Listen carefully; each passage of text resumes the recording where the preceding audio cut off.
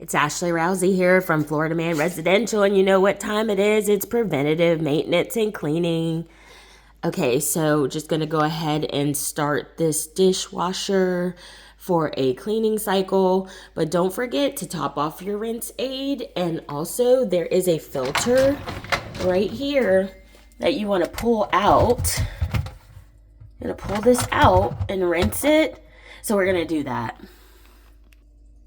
Okay, this is a judgment-free zone, so I've rinsed that. We're just twisting that back into place. Go. And then I like to top off my rinse aid.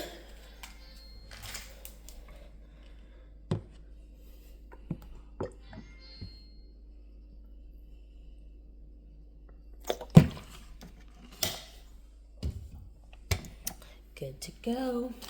And then any of the dishwasher cleaning tablets.